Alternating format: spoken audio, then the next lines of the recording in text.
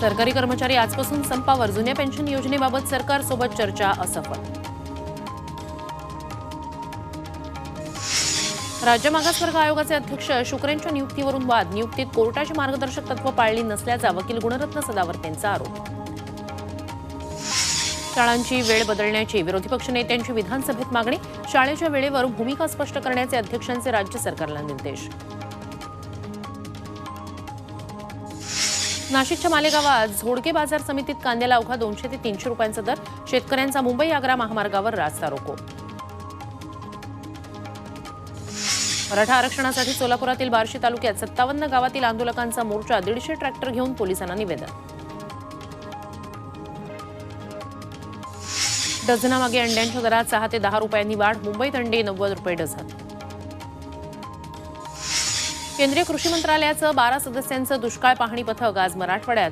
2 दिवसात संभाजीनगर, जालना, बीड, धाराशिव जिल्ह्यांचा आढावा. पश्चिम उपनगरात हवेचा दर्जा सुधारला. माझगाव, सायन, वरळी, बीकेसी विमानतळावरची हवा वाईट. मुंबईत कमाल तापमानात जानेवारीपर्यंत घट होण्याची शक्यता नाही. रात्री गारवा, दिवसा मात्र घामाच्या धारा.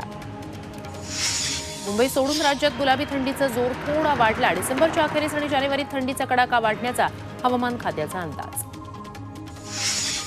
MMRDA विकासकाच्या भूमिकेत घाटकोपर, रमाबाई नगर झोपडपट्टीतील 16,575 झोपड्यांचं करणार पुनर्वसन. नेरुळ खारकोपर लोकलचा वेग वाढवणार. रेल्वे रुळांचं सक्षमीकरण आणि इतर कामं पूर्ण करून लोकल गतिमान करणार.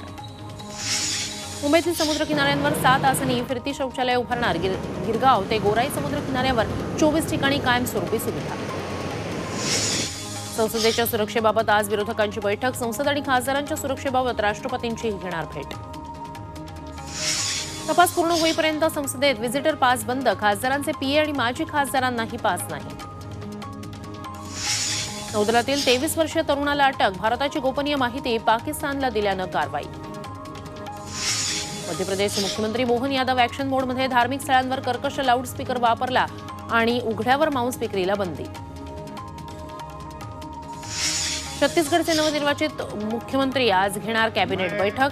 कॅबिनेट विस्तारासह महत्त्वाच्या मुद्द्यांवर चर्चा. लष्कराचं सामर्थ्य वाढणार. 70,000हून अधिक 6 असॉल्ट रायफल्स खरेदीला संरक्षण विभागाची मंजुरी.